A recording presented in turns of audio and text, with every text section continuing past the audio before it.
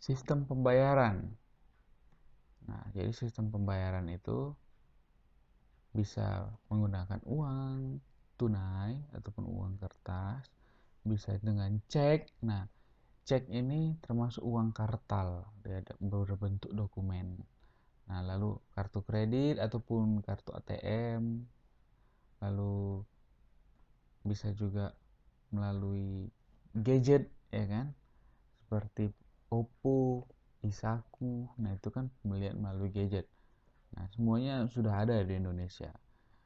Barter aja yang sekarang itu sudah jarang karena itu zaman dahulu, zaman tradisional barter.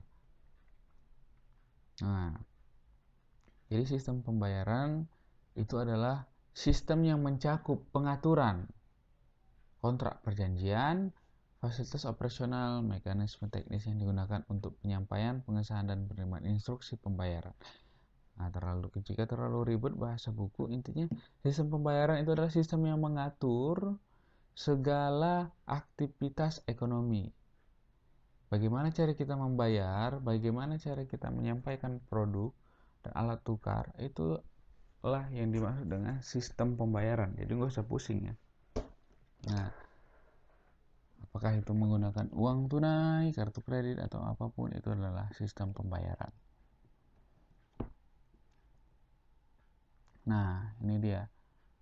Peran bank dalam sistem pembayaran itu apa aja gitu. Jadi bank itu berperan sebagai regulator ataupun yang merumuskan kebijakan. Jadi bank Indonesia tadi itu kan mau mengatur semuanya. Tapi bank yang diatur itu misalkan Bank Mandiri dan segala macam, mereka juga ada aturan tersendiri. Lalu perizinan, ya. Perizinan itu bank tentu harus punya izin, dan izin itu didapat dari Bank Indonesia gitu. Nah, itulah peranan Bank Indonesia. Lalu mengawasi kegiatan bank-bank yang kecil-kecil. Jadi Bank Indonesia itu sebagai bank sentral mengawasi anak buahnya. Jadi bank-bank kecil itu anak buahnya. BNI, BRI itu anak buahnya. Lalu sebagai operator. Nah, pembayaran RTGS itu artinya pembayaran ke luar negeri. Nah, itu harus difasilitasi oleh Bank Indonesia gitu. Jadi harus ada channelnya untuk pembayaran melalui luar negeri. Lalu sebagai fasilitator yang memfasilitasi sistem pembayaran. Nah, itulah tugas-tugas dari Bank Indonesia berdasarkan Undang-Undang Nomor 3 Tahun 2004 yang kita bahas di awal tadi. Nah, alat pembayaran. Jadi, pembayaran itu dapat dilakukan dengan cara tunai ataupun non-tunai. Bisa langsung, bisa juga tidak langsung. Bisa menggunakan alat pembayaran uang kartal ataupun uang giral. Nah, nanti kita ada bahas nanti uang kartal. Bahasanya uang kartal itu adalah uang kertas atau logam, gitu ya. Nah, sejarah terbentuknya uang. Jadi pada awalnya manusia ini kan nomaden, berpindah-pindah gitu. Jadi di mana ada makanan mereka di situ. Ketika sudah habis, pindah. Sudah habis lagi pindah. Nah, itu dia nomaden. Jadi pindah hutan ke hutan. Jadi kalau misalkan yang diburu sudah habis di situ, pindah ke hutan lain gitu. Lalu setelah itu mulai dilakukan barter, ya kan? Misalkan yang satu dia berburu hewan, dia punya daging. Yang satu uh, punya buah-buahan, maka saling bertukar. Nah, itulah yang disebut dengan barter. Nah, lalu ada mulai uang barang. Dulu ada uang berbentuk barang, gitu kan? Nah, barangnya itu dianggap sebagai uang, gitu. Lalu berubah menjadi uang logam. Nah, jadi orang dulu itu awalnya mengiranya itu uang logam, gitu. Nah, barulah zaman sekarang ini ada uang kertas. Nah, suatu barang berfungsi sebagai mata uang apabila memenuhi syarat sebagai berikut. dapat diterima oleh siapapun, tahan lama, mudah disimpan, mudah dibawa kemana-mana, dapat dibagi menjadi bagian yang lebih kecil dengan tidak mengurangi nilainya. Contoh, uang 100.000 bisa dibagi dengan yang lebih kecil, 50.000, 50.000. Tidak mau berkurang nilainya kan, tetap. 50.000 bisa dibagi 20.000, 20.000, 5.000, 5.000. Nah, bisa dibagi ke lebih kecil tapi jumlahnya tetap ataupun nilainya tetap. Oke, pengertian dan syarat uang. Dari sudut pandang ekonomi, bahwa uang adalah sesuatu yang diterima dan dipercaya masyarakat sebagai alat pembayaran. Jadi kalau misalkan mengeluarkan suatu alat pembayaran gitu kan, uang baru, terus orang nggak percaya bahwasanya ini uang bisa ditransaksikan, dia tidak bisa digunakan. Itu harus ada pemberitahuan, sosialisasi kepada masyarakat tentang perubahan bentuk uang misalkan.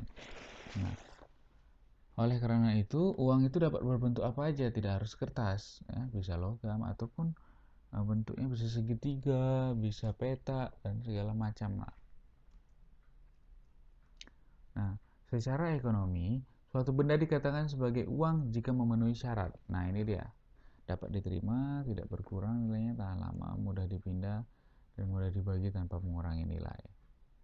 Lalu memiliki satu kualitas saja, itu sama artinya setiap satu uang dengan uang yang lain itu sama dia kualitasnya. Lalu jumlahnya terbatas dan tidak mudah dipalsukan. Iyalah, kalau mudah dipalsukan ya kita rugi yang punya uang asli kan gitu. Oke, jenis-jenis uang. Berdasarkan bahan pembuatnya ada uang logam dan uang kertas. Ya. Nah, uang kertasnya di ini yang putih nih nggak kelihatan ya. Lalu berdasarkan penerbitnya ada uang kartal, ada uang giral. Uang kartal itu adalah alat bayar yang sah. Ya. Uang kertas ataupun uang logam yang dikeluarkan oleh Bank Indonesia itu adalah uang kartal, uang yang kita gunakan sehari-hari. Lalu ada uang giral. Nah, ini uang yang digunakan oleh bank-bank umum ya, BRI, BCA. Nah, ini biasanya dalam bentuk cek ataupun surat-surat berharga yang lainnya. Nah, ini disebut dengan uang giral. Lalu ada uang kuasi, deposito dan simpanan palas. Nah, ini adalah uang yang tidak dapat digunakan suatu waktu. Ketika deposito kan harus tertahan 1 tahun misalkan. Nah, dalam 1 tahun itu tidak bisa digunakan. Nah, begitu juga simpanan palas. Kita tidak bisa langsung menggunakan palas, itu valuta asing, uang asing dalam negara kita. Tidak bisa langsung, harus ditukarkan dulu. Nah, itu yang disebut dengan uang kuasi. Lalu ada berdasarkan nilainya. Ada uang penuh, full bodied money. Ini adalah uang yang nominalnya sama dengan nilai intrinsiknya. Contohnya gimana? Contohnya dulu dinar dan dirham. Jadi bentuknya itu, uang itu berpengaruh pada nilainya. Semakin besar uangnya, bentuk uangnya, maka semakin besar nilainya. Karena apa? Terbuat dari emas dan perak. Jadi dia full bodied, uang penuh. Nominal itu adalah nilai uangnya, intrinsik itu adalah nilai bendanya gitu. Jadi karena itu emas ya berharga. Semakin dia besar, semakin tinggi gitu kan. Nah, kalau uang kertas kan tidak, uang sekarang ini. Itu termasuk uang tanda ataupun token money. Ya kan? Nilainya lebih tinggi dari intrinsiknya. Contoh, 100.000. 100.000 itu kan kertas itu. 100.000 dengan 50.000 biaya pembuatannya kan sama. Sama-sama kertas, gitu kan. Nah, tapi kenapa bisa nilainya berbeda? 100.000 bisa membeli lebih banyak daripada 50.000. Karena itu adalah uang tanda. Beda dengan dinar dan dirham tadi, uang penuh, full bodied money. Nah, tentu berbeda kepingan yang besar dengan kepingan yang kecil, gitu. Karena apa? Karena yang lebih besar lebih tinggi nilainya. Nah, untuk pembelajaran kali ini sampai sini aja, kita lanjutkan nanti minggu depan. Masih dengan bab yang sama.